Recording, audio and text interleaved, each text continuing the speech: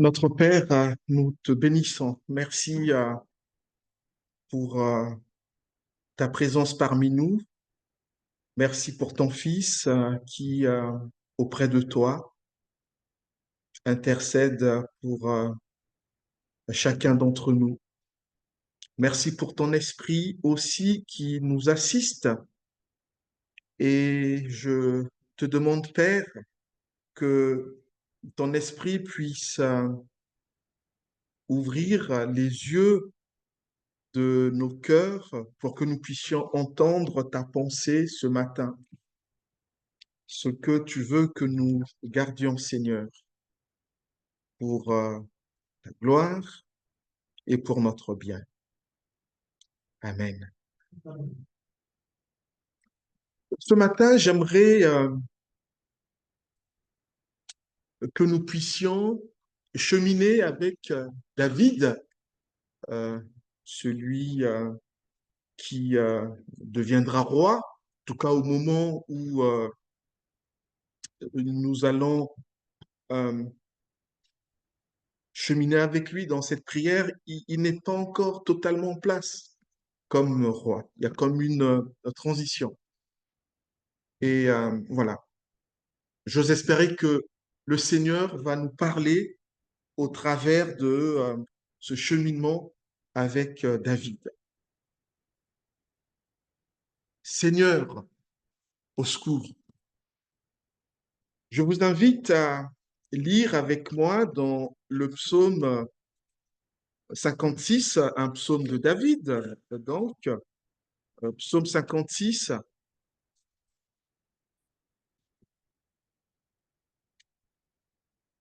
et je vais lire dans la version du Semeur, psaume 56.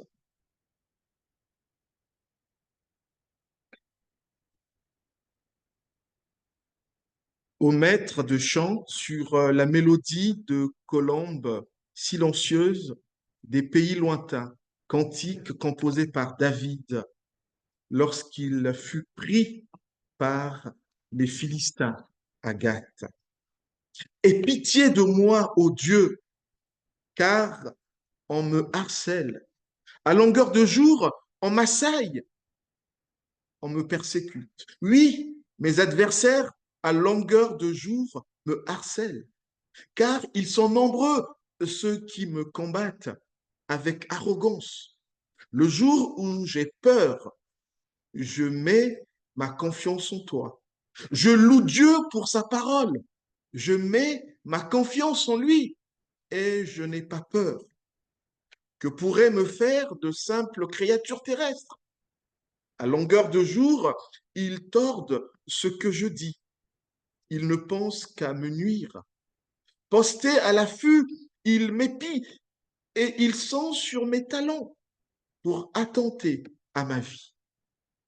Après ce méfait, échapperait-il?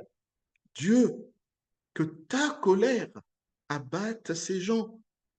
Toi, tu tiens le compte de chacun de mes de chacun des pas de ma vie errante. Et mes larmes même, tu les gardes dans ton outre. Leur compte est inscrit dans ton livre. Je t'appellerai et mes ennemis battront en retraite. Alors je saurai que Dieu est pour moi. Je loue Dieu pour sa parole. Oui, pour sa parole, je loue l'Éternel. Je mets ma confiance en lui et je n'ai pas peur. Que pourraient me faire des humains? Oh Dieu, je veux accomplir les vœux que j'ai faits. Et je veux t'offrir ma reconnaissance, car tu m'as délivré de la mort. Tu as préservé mes pieds de la chute, afin que je marche devant toi. Ô Dieu, et dans la lumière de la vie. Jusqu'ici, la parole de notre Dieu. Ce psaume que nous venons de lire fait partie de ce que l'on appelle le deuxième livre des psaumes. Et ce deuxième livre des psaumes contient une trentaine de psaumes, du psaume 42 au psaume 72. Et dans ce deuxième livre, on remarque qu'il y a une grande place qui est faite de manière visible à l'appel au secours. C'est ce que l'on remarque quand on lit chacun de ces psaumes qui composent ce deuxième livre. Il y a une grande place pour la demande d'aide, une sorte de SOS lancé à Dieu. Mais force est de constater également qu'en filigrane, il est fait état de l'espérance en lien avec le règne à venir du Messie. Tout à l'heure, nous l'avons chanté. Donc, dans ces différents psaumes, il y a cette espérance-là dans l'avènement du règne de notre Messie. C'est à dessein que, poussé par le Saint-Esprit, la personne ou le groupe de personnes qui ont compilé ces différents psaumes pour en faire un psautier, ont placé notre psaume de ce jour dans ce livre. C'est pas quelque chose qui a été fait au hasard. C'est poussé par l'Esprit de Dieu que l'auteur ou le groupe de personnes qui ont compilé ces différents psaumes l'ont fait parce que Dieu voulait que ce psaume que nous venons de lire soit à cet endroit-là. Alors, vous savez que euh, les psaumes ont été composés euh, à différentes périodes par de Moïse. Voilà, vous avez Moïse, vous avez David qui est venu par la suite, vous avez Salomon. Donc, ces psaumes n'ont pas été composés euh, euh, euh, euh, pendant la même période. C'est sur plusieurs périodes. Et donc, il a fallu que une personne ou un groupe de personnes se pose, bien sûr guidé par Dieu, par son esprit, pour qu'il compile ces différents psaumes qu'ils ont collectés pour en faire un psautier. Et cela a été conduit par Dieu pour que le Seigneur puisse parler à son peuple au travers de ce psautier. Parmi les circonstances qui ont poussé David à crier à Dieu au travers de cette prière, on peut souligner le fait, comme on l'a lu, qu'il était pourchassé par le roi Saül. Et dans son souhait d'échapper à la persécution de Saül, David s'oblige à s'exiler, s'oblige à se réfugier chez les Philistins de Gath.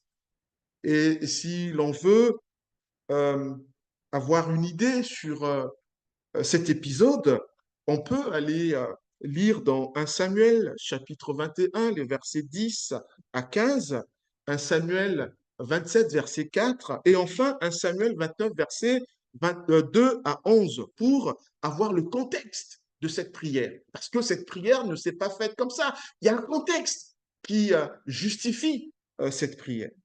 Donc, dans ces passages, il nous est fait état de cette persécution et cette fuite de David. L'enclume et le marteau sont deux instruments utilisés par le forgeron. La pièce à forger étant frappée avec un marteau sur l'enclume.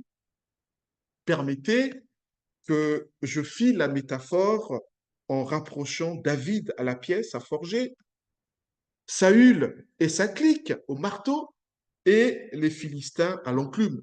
Et donc, par rapport à cette métaphore, David est entre le marteau et l'enclume. David se trouve dans une situation dangereuse entre deux camps opposés.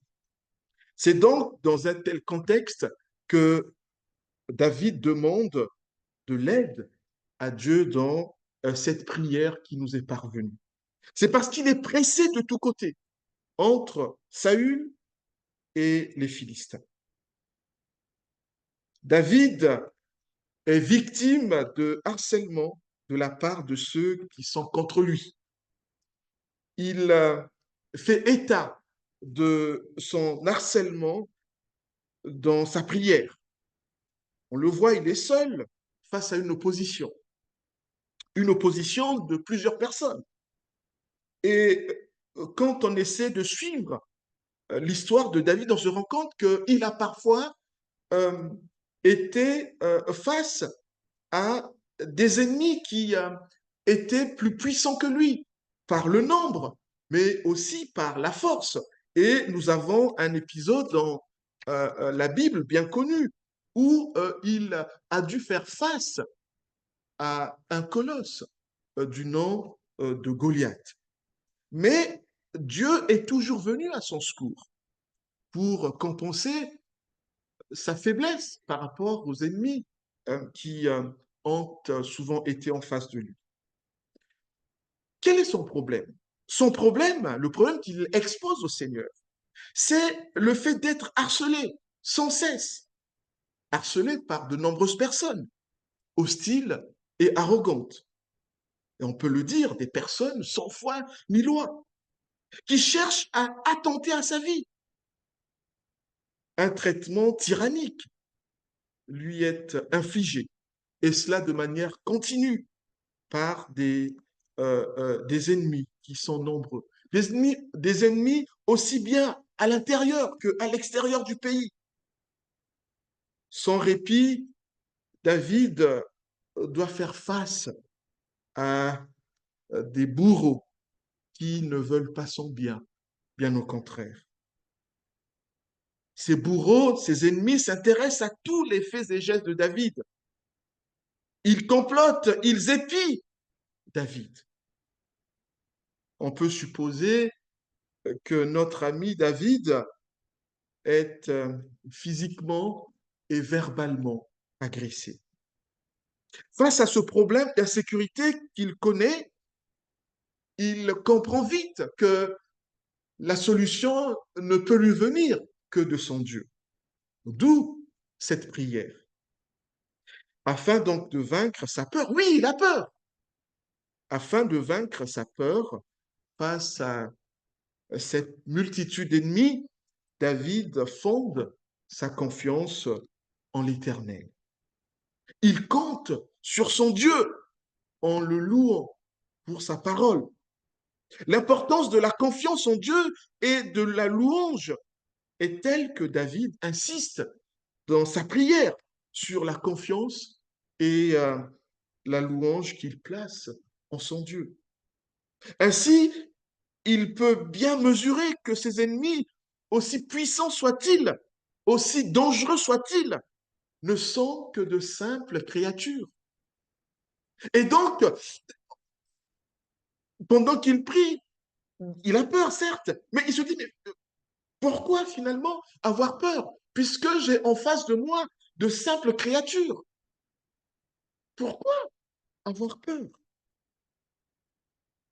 Ailleurs dans la Bible, notamment dans les évangiles, et plus particulièrement en Matthieu, chapitre 10, verset 28, lorsque Jésus envoie ses disciples dans le monde, tels des brebis auprès des loups, il leur donne pour consigne ce qui suit. Ne craignez donc pas ceux qui peuvent tuer le corps, mais qui n'ont pas le pouvoir de faire mourir l'âme. Craignez plutôt celui qui peut vous faire périr corps et âme dans l'enfer. Oui, Jésus, en envoyant ses disciples dans le monde qui est dominé par le prince de ce monde, l'ennemi, le diable, eh bien, leur dit de ne pas craindre les hommes et les femmes, mais de craindre Dieu, parce que Dieu peut faire mourir l'âme et le corps, alors que les hommes, les femmes peuvent faire mourir que le corps. Et force est de constater qu'avant l'heure, David avait compris cela. David avait compris cela, bien avant l'heure. Dans sa prière, David semble faire une prière d'imprécation, notamment au verset 8. Au verset 8, il dit, après ce méfait, échapperait-il? Dieu, que ta colère abatte ces gens. Oui, David, lui, il fait cette prière d'imprécation où il plaide pour le jugement des persécuteurs, de ses persécuteurs. Alors on pourrait se demander, c'est quoi une prière d'imprécation? Faute de temps, il nous est pas permis de nous attarder sur l'énumération des différents psaumes d'imprécation. Mais retenons que beaucoup de psaumes sont caractérisés par l'imprécation et d'autres contiennent à minima ce genre de prière, tel notre passage de ce jour. Alors, si on veut avoir un exemple de prière de psaume d'imprécation, on pourrait citer le psaume 5, le psaume 7 et pourquoi pas le psaume 140. Et puis, il y en a bien d'autres. Un psaume d'imprécation est une prière de malédiction. C'est-à-dire, on prie Dieu pour qu'il maudisse celui qui nous fait du mal. Oui, un psaume d'imprécation est une prière de malédiction dans laquelle on demande à Dieu de s'en prendre à son ennemi. Cette prière est faite par la personne victime d'injustice. Il s'agit de prières adressées à Dieu pour que ceux qui commettent le mal souffrent à cause de leurs actions, qui, hélas, n'a jamais été tenté ou fait ce genre de prière de malédiction. Qui n'a jamais été tenté ou même fait ce type de prière? La question que l'on peut se poser est celle de savoir si, en tant que chrétien, il est biblique de faire de telles prières, demandant la malédiction d'autrui, fût-il méchant, à notre encontre. Est-ce que c'est biblique? La réponse n'est pas évidente et facile dans le langage euh, véhiculé par ce type de prière est contre-intuitif pour le chrétien. Ce type de verset peut être perçu comme des tâches dans la Bible, tant ils peuvent occasionner une gêne aux chrétiens avertis et en même temps servir comme contre-argument en faveur des détracteurs de la foi chrétienne et de la parole de Dieu. Oui, en tant que chrétiens, nous ne sommes pas à l'aise avec ce type de passage dans la Bible. Et par ailleurs, ceux qui sont contre les chrétiens, contre Dieu, utilisent ces versets, ces passages, pour dire, ben regardez, vous qui nous parlez de l'amour à longueur de journée, voici ce qu'on vous demande de faire.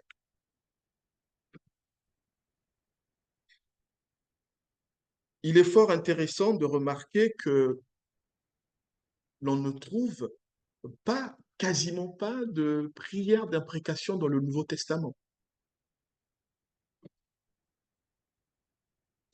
Bien au contraire, voici le message du Christ au sujet des persécuteurs de ses frères et sœurs que nous sommes. Voici ce que dit Jésus. Vous avez entendu qu'il a été dit, tu aimeras ton prochain et tu haïras ton ennemi.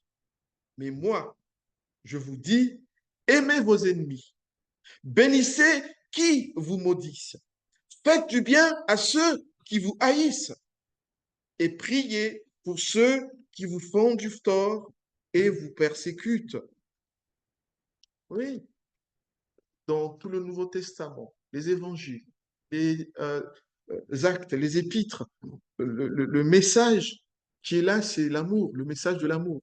Et l'amour jusqu'à aimer son ennemi, jusqu'à aimer celui qui nous fait du mal, jusqu'à aimer celui qui nous déteste. Et Jésus prône non pas la prière d'imprécation, mais la prière non pas la prière de malédiction, mais la prière de bénédiction pour notre ennemi, pour celui qui nous fait du mal. Voilà l'enseignement de notre Seigneur. Et la question que l'on peut se poser, mais alors, que font ce type de prière dans la Bible, où l'on demande à Dieu de sévir, de punir?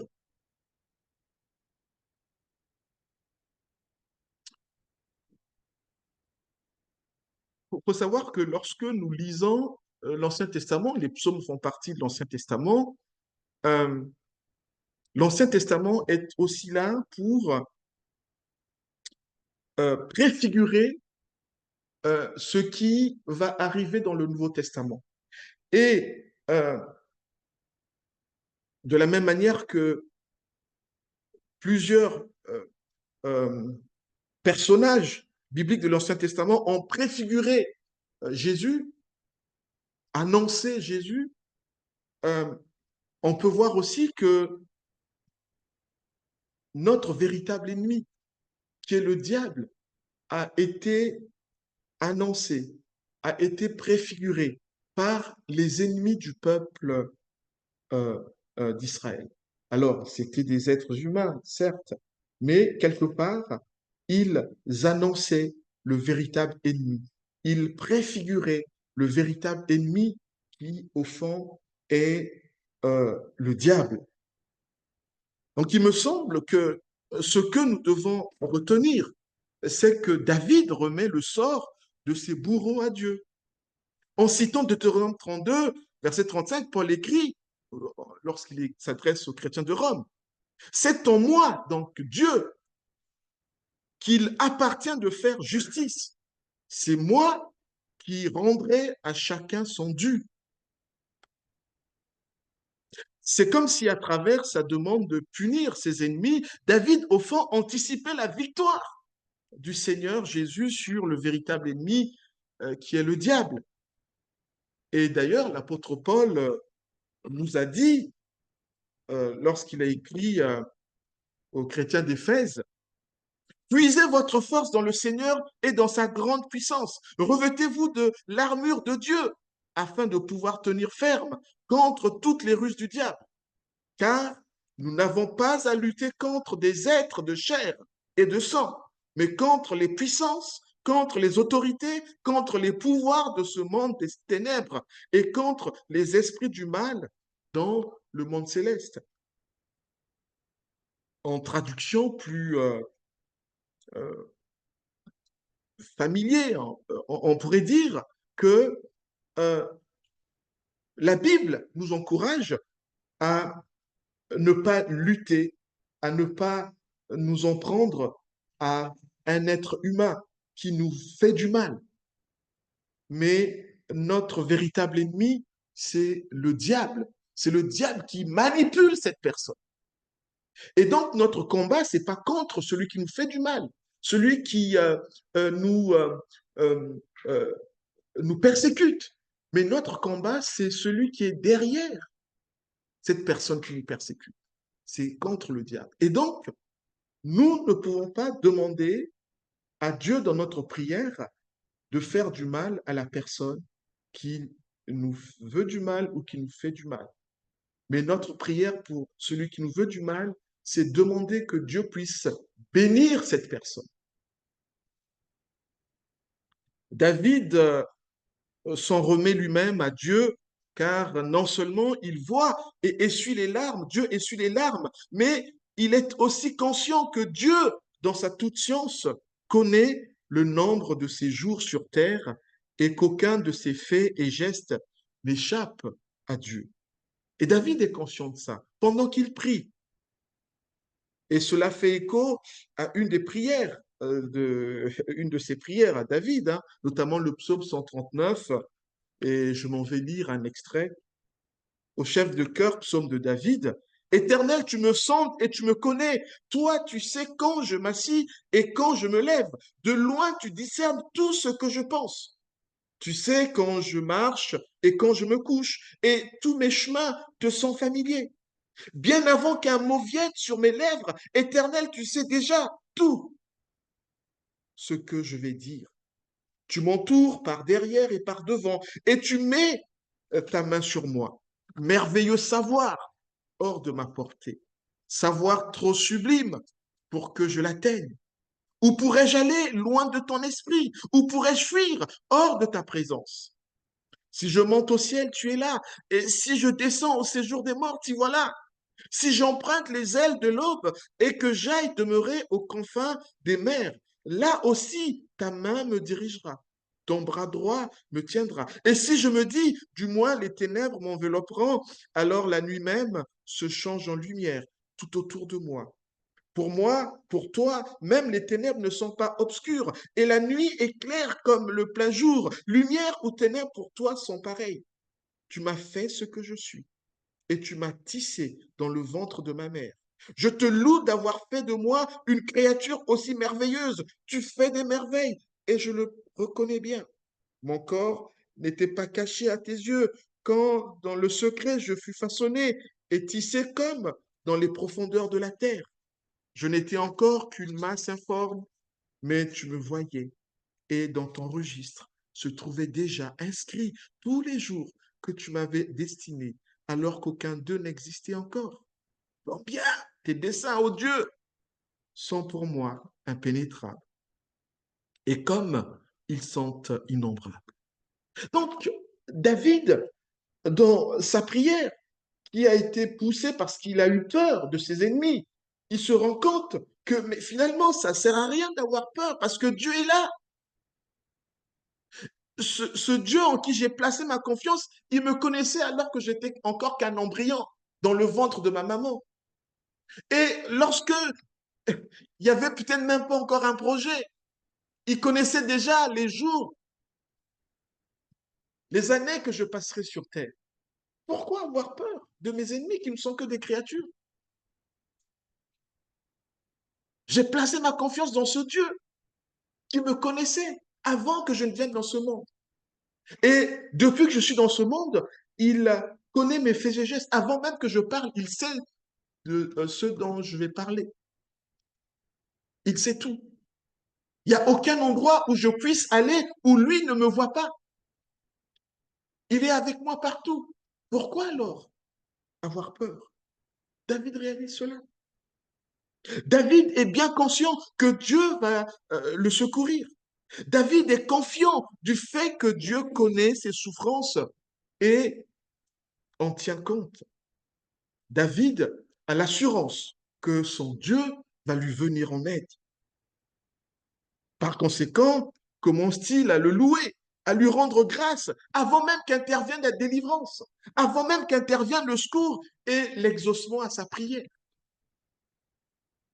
Imaginez-vous, vous êtes devant une situation difficile et vous dites, ben, je m'en remets au Seigneur. Vous êtes en train de parler à Dieu, de prier, et pendant que vous êtes en train de prier, vous réalisez que vous n'avez pas de raison d'avoir peur et que votre Dieu va vous venir au secours, il va vous délivrer. Et là, vous commencez déjà à louer Dieu pour la délivrance future. Parce que vous avez réalisé, vous avez compris que vous avez affaire à votre Dieu. À nous, mes amis, de faire autant. Louons notre Seigneur. Disons-lui merci par avance. Quand bien même nous sommes encore empêtrés dans nos souffrances. En creusant un peu ce passage, voici une modeste analyse que je peux faire de cette prière. Il s'agit d'une prière sincère, une prière honnête. Ici, David accepte euh, d'étaler sa vulnérabilité devant Dieu. Il a peur, oui, il ne fait pas genre, mais il est vrai avec son Dieu. Il n'a pas honte de dépendre de Dieu. Et c'est avec sincérité que David, dans sa prière, s'épanche. David n'est pas orgueilleux. Et d'ailleurs, pourquoi avoir des faux semblants avec notre Seigneur? Nous l'avons lu dans le psaume 139. Il sait tout de nous. Avant même que nous parlons, il sait déjà ce que l'on va dire. Il sait ce que nous pensons. Pourquoi lui cacher des choses? C'est pas par voyeurisme que Dieu veut qu'on lui parle, mais c'est c'est pour un motif pédagogique, parce que Dieu veut que nous puissions lui parler. Et c'est une manière pour nous de témoigner, d'exprimer notre dépendance à lui. Mais il sait déjà tout avant même qu'on le lui dise. Lorsque David prie, c'est quelque part une manière de reconnaître complètement que son Dieu, il n'est rien. Et son Dieu, il ne peut rien faire. Et sans trop m'avancer, il me semble que nous pouvons affirmer que la prière de David ici est une prière authentique. Elle est authentique car elle exprime réellement le désir profond de David d'être délivré, d'être secouru. Ainsi, nous n'avons pas affaire à une prière artificielle, mais une prière qui sort de l'être intérieur. Oui, il peut nous arriver de dire, d'avoir des prières artificielles pendant qu'on parle à notre Seigneur. Peut-être que on pense même pas à ce que l'on dit. On est ailleurs. Mais là, on voit que c'est vraiment une prière sincère, une prière qui sort de l'intérieur. Aujourd'hui, on dirait peut-être une prière qui sort de ses tripes. Dans cette prière, il ressort que David passe de la crainte à la foi. Oui, c'est cette peur, cette crainte qui a poussé à la prière. Mais pendant qu'il prie, il se développe, voilà, il a cette foi qui grandit encore. La confiance dans le Seigneur. La prière lui apporte cette confiance en son Dieu. De la crainte à la foi. De Elohim à Yahvé. Alors, dans notre traduction, ça ne ressort pas. On nous parle de Dieu, Dieu, Dieu, et puis éternel. Mais lorsque on lit la version en hébraïque, en hébreu, on voit bien cette différence, que pendant toute sa prière, il parle de Dieu en termes d'Élohim. Et vers la fin, il va parler de Yahvé. Au verset, au verset 11, je lis dans la version Shuraki, là, au verset 11, il est dit, en Elohim, je louange la parole. En Yahvé, Adonai, je louange la parole. Et dans la version que nous avons lue, verset 11, je loue Dieu pour sa parole. Mais en hébreu, c'est je loue Elohim pour sa parole. Oui, pour sa parole, je loue l'Éternel. Je loue Yahvé. Oui, euh, de Elohim, donc il passe à Yahvé. Et dans sa prière, il qualifie Dieu à plusieurs reprises donc de Elohim, c'est-à-dire le Dieu puissant.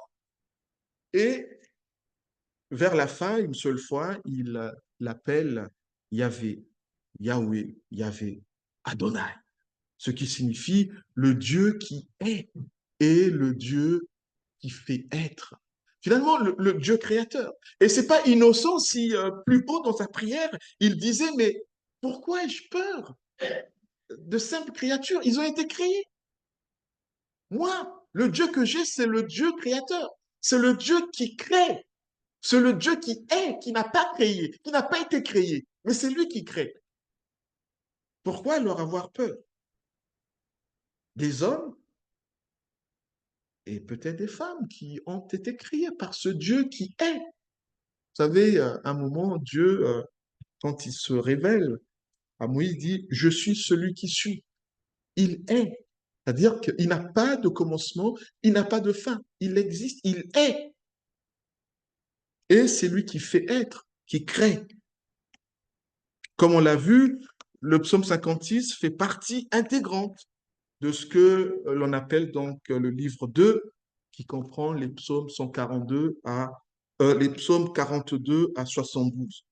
Ce livre, selon l'accomplissement de la très ancienne promesse de Dieu faite à Abraham d'accorder sa bénédiction à toutes les nations, est un manifeste d'une grande espérance liée au royaume messianique, avec le règne à venir du souverain messianique et sur toutes les nations. Donc cette prière, elle est là pour aussi nous donner de l'espérance par rapport au règne futur de notre Seigneur.